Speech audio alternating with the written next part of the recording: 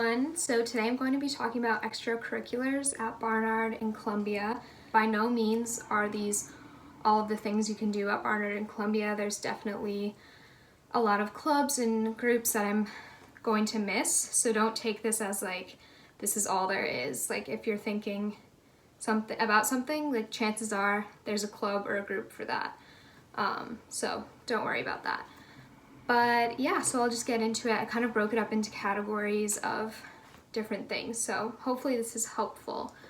So the first kind of group I'll talk about is student government and like politics, I guess, if you're interested in that. So at Barnard, there's a group called MCAC, which is Macintosh Activities Council, I think, maybe. They basically plan and help put together all of the different like Barnard activities and traditions, so big sub, midnight breakfast, stuff like that, which we can also go over like Barnard specific events and Columbia traditions if you want a video on that, because that's kind of tangentially related. But anyways, there's also SGA, which is Student Government Association.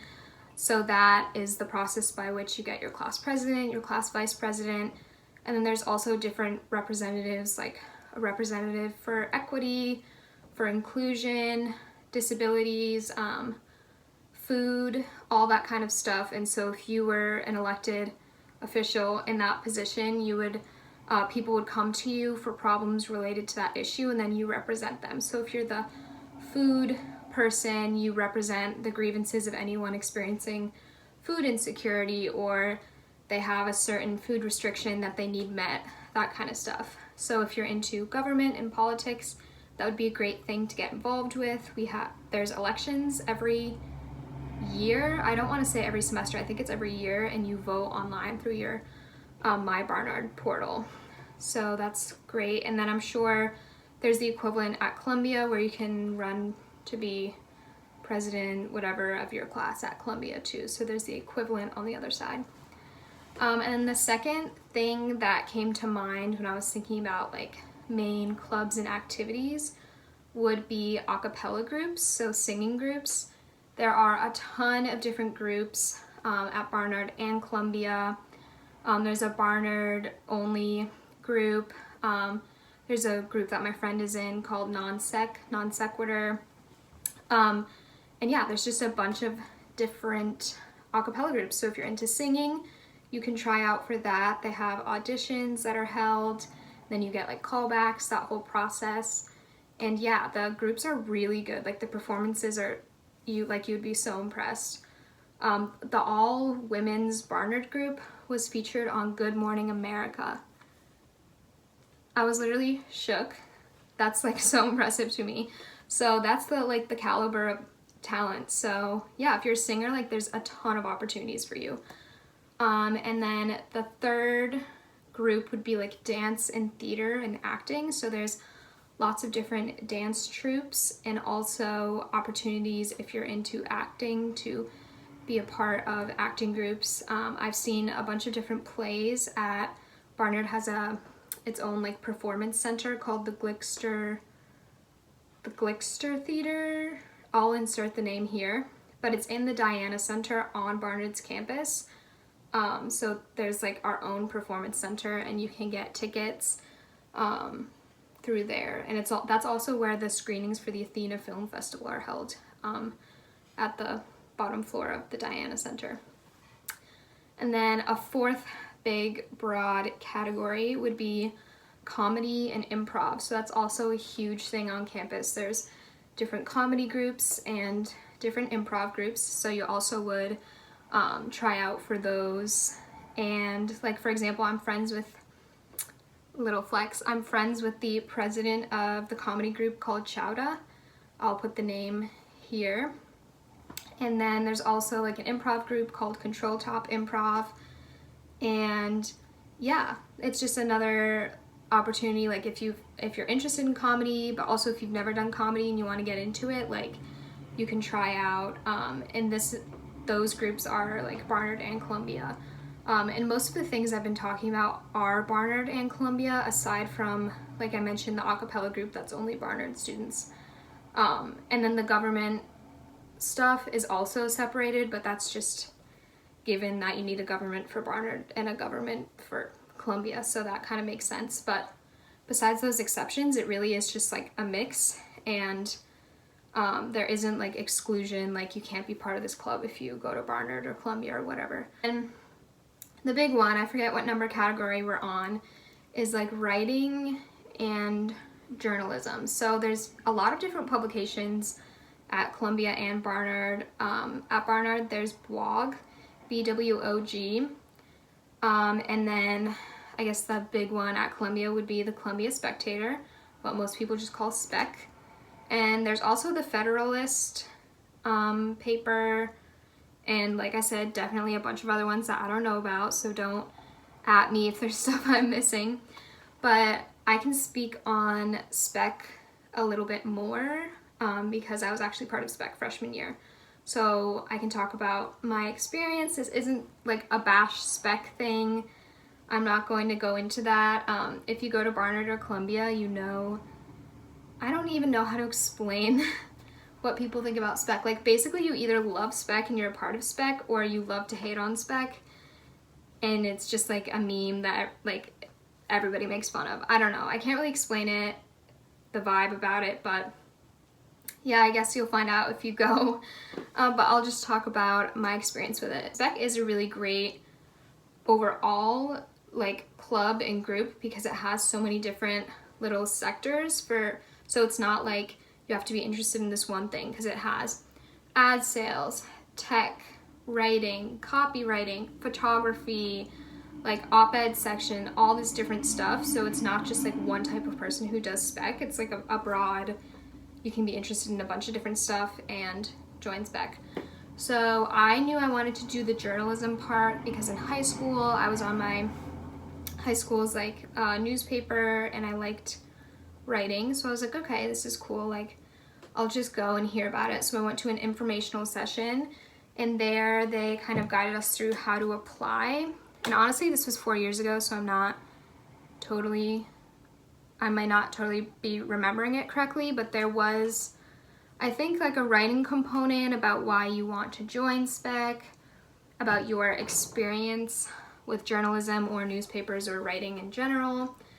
And there was like an in-person interview. Definitely some work to join, and also I'm not entirely sure if everyone got in. That's the other thing that I was iffy about, was like I think that they did, I don't know, I don't want to get in trouble for saying this, but I think that not everybody who wants to join ends up being able to join, if that makes sense. But I'm not entirely sure. Again, don't quote me on this. I think it might be a little bit competitive. That's not like a comment on it's bad or good. That just like is what it is. Like it's a little bit more difficult to get into. So yeah, I had like my in-person interview. The person who talked to me was really nice.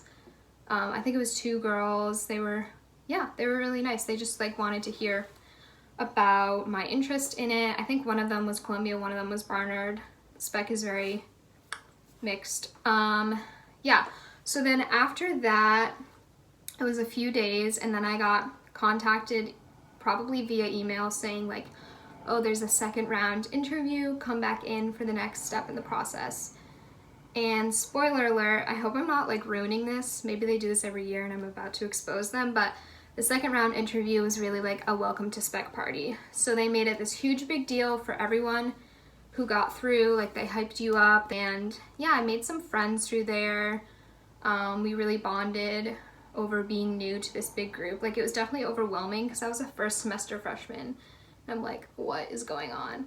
So yeah, then I started writing for them. They talked me through the process of, like I covered SGA meetings, which happened on Monday nights. I would go, jot down notes, and then go back to the like office, I guess you would call it. I guess part 2 of my experience is how I left Spec. Basically, I think it was just too much for me to handle as a freshman.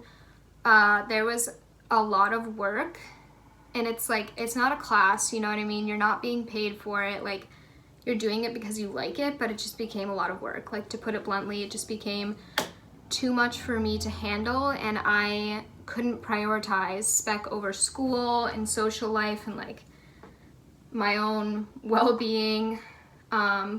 because a lot of the time it was going into the office to start something at 9 p.m. and then you're there till 2 a.m. because you have to write the first draft.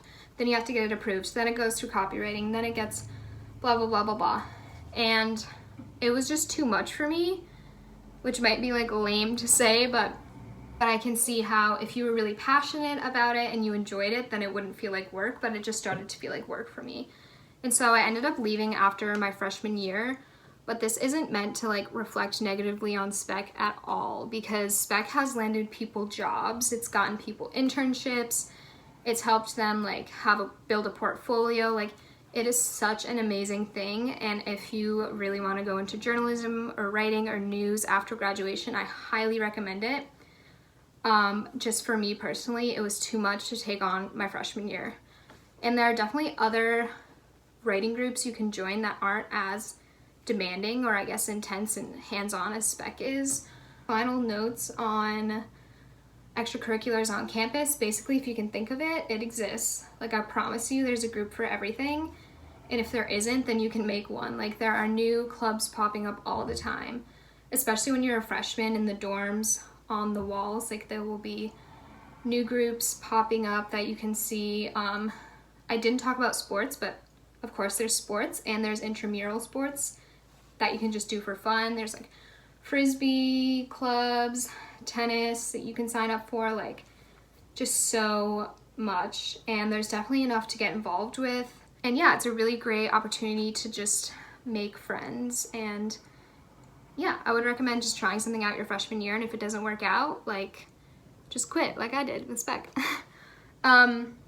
And also something I didn't mention in this whole thing was all of the, like, any religious groups you could join in on, because I am not religious, so I never participated in any of those things.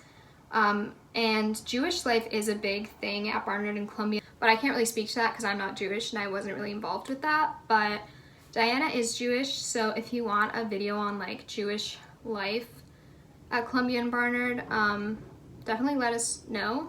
And Diana, I'm speaking for you, but I'm sure she would love to do the video for you guys. I hope this was helpful. Leave any questions or comments below. I really hope I didn't miss anything. And if you're wondering why I didn't mention sororities or Greek life, we have a whole other video on that, so check that out if you're looking for that. And I hope this was helpful, and see you guys in the next video.